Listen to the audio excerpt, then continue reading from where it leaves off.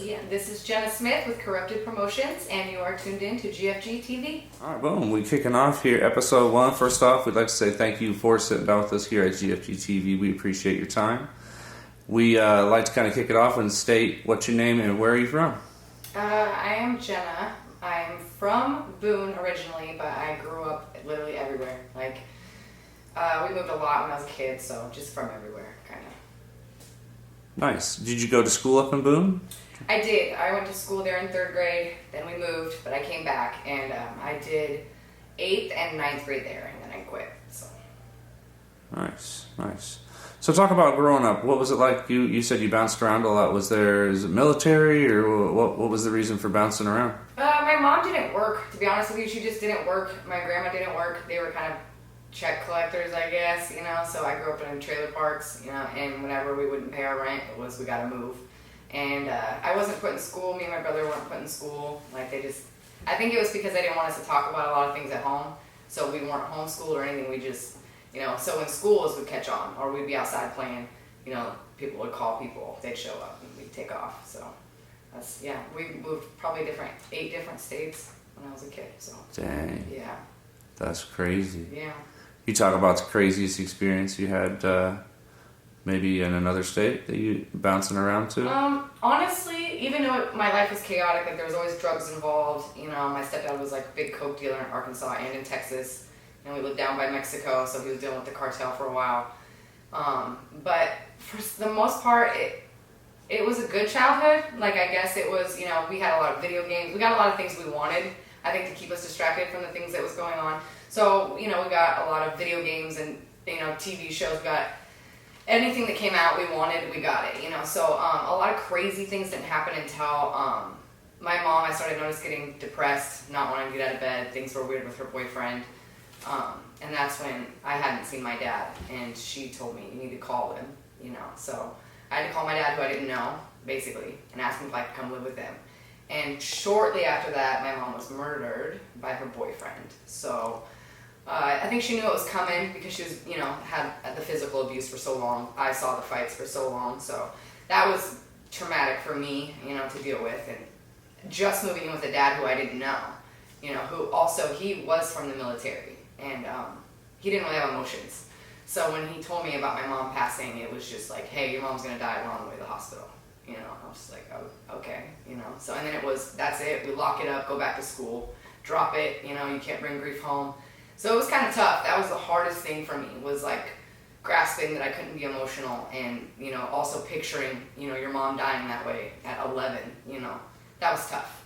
For sure. So you said you moved around a lot. When you were moving around to all these states, was your mom with the guy that actually murdered her? No. So a lot of the times, like, I had a stepdad named Kenny, but sometimes she wouldn't be with him. She would get with this other guy named Jamie. So it was always in between Jamie and Kenny. Okay. And it was, when Kenny would come get us, we'd move to, Arkansas. And then when Jamie wanted her back, we'd go back to Iowa. It was always Iowa's home base. Yeah. We'd come back here, and then let's take off to the state with, the next guy. So it was always a lot of guys, different guys, convincing her to move around. Also, my mom, she dropped out really young too, and she never had a job, never had a license, anything, and completely depended on my grandma. So if my grandma was like, we're going somewhere, we went. And I also had a younger brother who, at birth, my mom gave him to my grandma. So I was raised around him, but it was more like my mom was his sister, and my grandma was his mom. So we all kind of lived together, and they just, like I said, they just lived off government checks, I'm not going to lie. Like, it was all lying to people, using people. She would send me notes to the neighbor's house asking for a couple cigarettes and $5 for hamburgers. And it's like, she just did that to everyone. She wore everybody out, using everyone and leeching off everybody. And she did that so much we'd have to move, or like I said, the schools would find out, So it was, a lot of that. I didn't even go to school until 3rd grade was my first actual year. Wow. And I was so far behind. So I should have been in 5th, but they meant, test-wise, they were like, we got to put you in 3rd. So that's why I was always 2 years older than everybody else in my grade.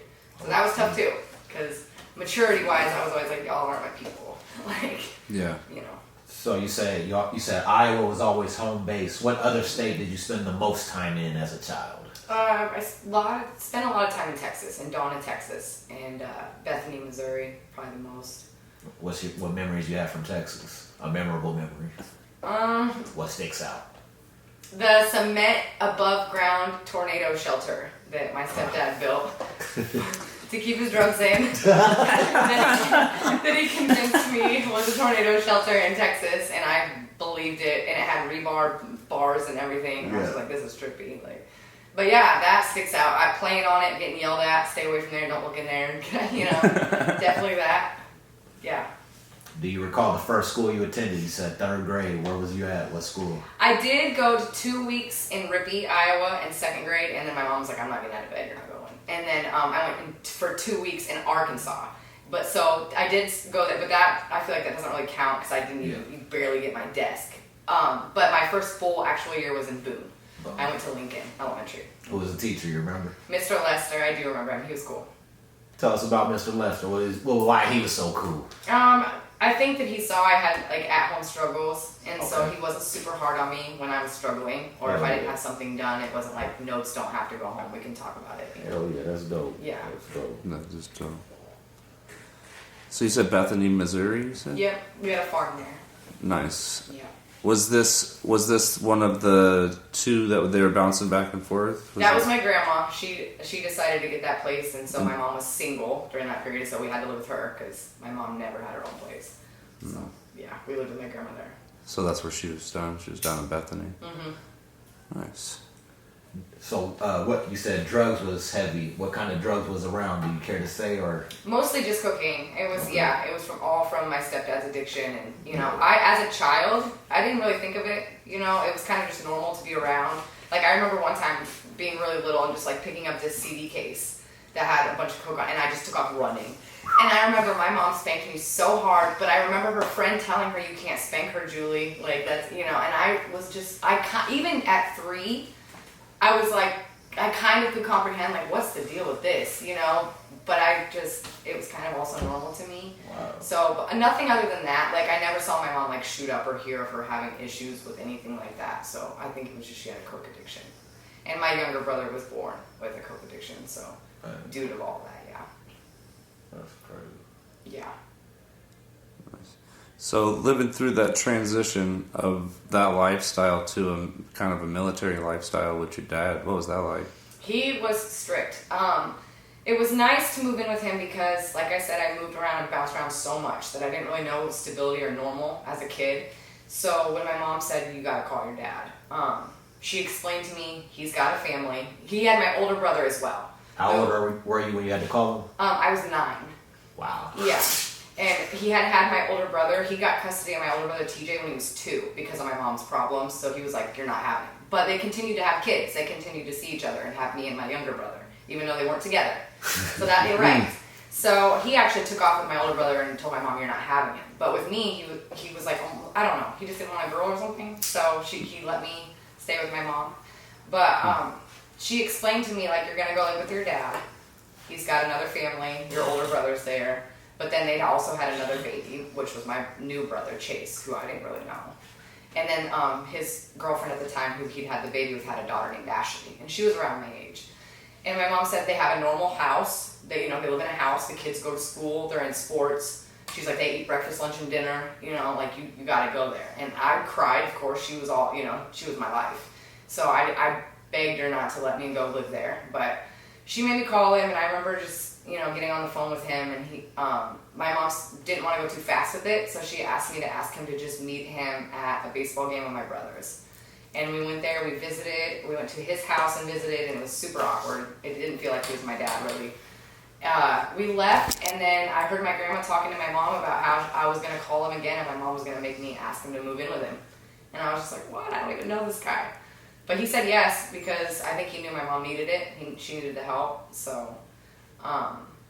he came and picked me up, and it was just all of a sudden my life went from crazy to normal, and it was only that way for a year because my dad cheated on my stepmom, and then it was just back to moving from Perry to Boone, and then my dad was meeting girls left and right, getting divorced every other year, so that was tough, because then he was my chaos, So how long did you live with your dad? I only lived with him from 9 until 15. And I started running away from home when I was 14 because I just got tired of the new stepmoms. And, you know, like, he had me committed when I was 13 for self-harm. Because I was just dealing with, I mean, like I said, I was never allowed to grieve with my mom passing, you know, and my mom, when she passed, it was also a rumor that she could have killed herself, even though later the evidence was obviously clear that she was beat to death. But my dad refused to let that drama go with my mom, so he was like, no, she just killed herself, drop it. Like, he didn't want, like, because the media was getting involved with, like, it being a murder and, you know, but he was like, we're going to stick with the first story that her boyfriend said she did it herself. Yeah, and so it's like, he never really let me grieve, and so, with living with him, I don't know, that part was probably the toughest part with him, and he was strict. He wasn't home, for one, so he worked at Woodward, and he wasn't home from, like, 2 to 10. So when your kids are at school, you know, they're getting home from school to nobody. You know, when we're going to bed, we're going to bed before he's home from work. So he would leave notes for us that would be like, you got to do this, which is cool. That's cool, you know, this is what's expected of you. You need to be both in the house by dinner, you know, and it's like, but he wasn't there to enforce it. He wasn't there to make sure we were doing homework, or never came to our, you know, my basketball games or anything like that. So I was just like, I don't want to be here. I don't really know you. You're never home anyways. When you are home, you're strict. You know, you had me committed for something instead of just trying to talk to me. So I started running away. And I would literally just leave him notes and be like, yo, I'm not coming back. And I'd take his cigarettes and I'd leave. And I'd dip out for like months at a time. I would dip out and he would never come look for me. Where are you going? I stayed at a friend's, Danielle's in Ogden. I stayed at my friend Kira's in Ames. I stayed at some random person's at 14 is when I started running away, yeah. I stayed at a bunch of just random people I barely knew houses, on the floors, couches, whatever. A lot of the times it was weird to me, thinking back now that I have a 16-year-old, that the parents were never like, where are your parents? You know, why is your friend stayed for a month? You know what I mean? Why am I feeding this kid? Like, but nobody really ever asked questions. And I think it's, like I said, I was really mature for my age, so I think they just kind of knew something must be going on. You ain't never had to deal with like no bullshit, like being that young and running away and staying on random people's couches, like, you know what I'm saying? No, I was very on my toes. Like, okay. I made sure, like, if I'm drinking, I'm not getting that drunk. I gotta be on my, you know, I gotta be on my P's and Q's. Or like, I was pretty wise for my age, okay. You know, knowing how to make good choices. But there was one time, like I said, he never came and looked for me. And there was one time at Perkins, I went in there in the middle of the night and they sat me next to my dad and my new stepmom, and he literally just got up and walked out. Instead of being like, yo, you're my daughter, you're a teenager, you need to get in the car, like, he just got up and walked out. He didn't want to deal with me. Like, so I think that was like a big wake up of like, he don't care. So I ran away multiple times and kept coming back, and he'd let me come back, but then I'd leave again. And I was about 15. Did you always know you could come back? Yeah, except for at the very end, he got tired of it. I called him and he told me no. He was like, yeah, you're not getting in. I told your brother not to open the doors. If you want to play like this, then, you know. How old were you when you said 15. that? 15? Yeah. And but then he did end up letting me come back. And I'd already met my son's dad because I ran away to Atlantic, Iowa, where, you know, I'm around now. And I met him and I just went up to my dad and was like, look, I'm not going to stop running away. So just let me go. That'll be cool, and we'll both be on mutual agreements, you know. And he just said, okay. He said, don't come back here if you're gonna go. And so I left, and I left home at 15. I haven't been back there. Yeah. So how old were you when you had your son? I got pregnant when I was 17, and I had him when I was 18. Was that planned or unplanned? He was planned. I'm not gonna lie. He was very planned. Like, we tried to have him for 6 months before I got pregnant. So. I love to say that it wasn't an accident. It wasn't, you know absolutely. What I mean? Like, he was so wanted, and he's still so wanted. So absolutely. It was the dumb decision at a young age, but I had him, so I don't regret it.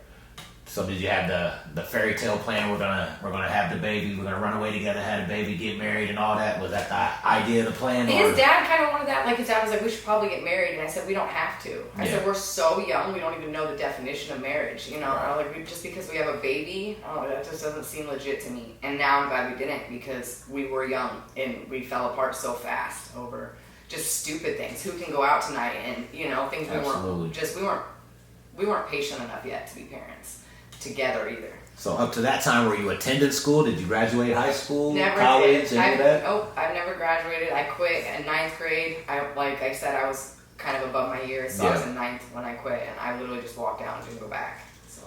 What about some high school memories? Do you have any good high school memories? Let me ask you that. Basketball was it. Like, I loved playing basketball, and I was good, like I said.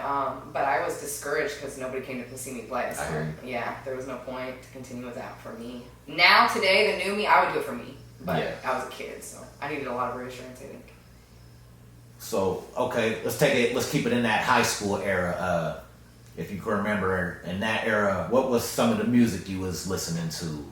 Oh, man. It has always been Eminem for me. Like, Eminem since 99, 98, 99. It was for me, you know. Like, that was my therapy. I literally remember coming home, and I used to take his music. I would take his lyrics out of all of his songs, and I had notebooks full of my own lyrics, and, like, they were so good. And I even knew at this age I should not be writing this good. I should not rhyme this well, you know. It was crazy. So I always thought I was going to grow up to be, like, a ghostwriter, to be honest, not a promoter.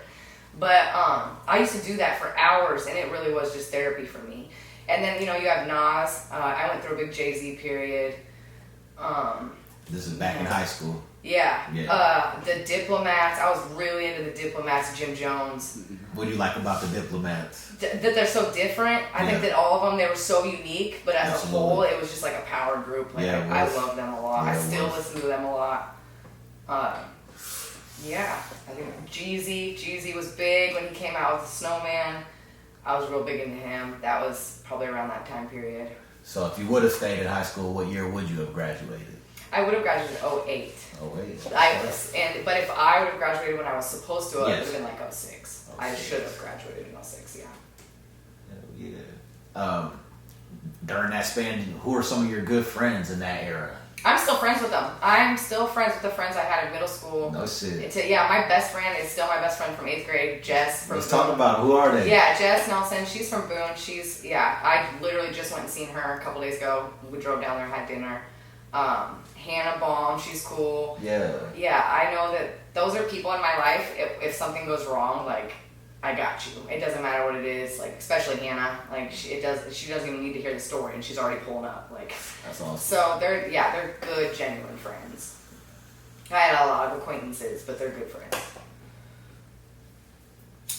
Well, we could wrap that for episode 1, and we'll pick up on episode 2.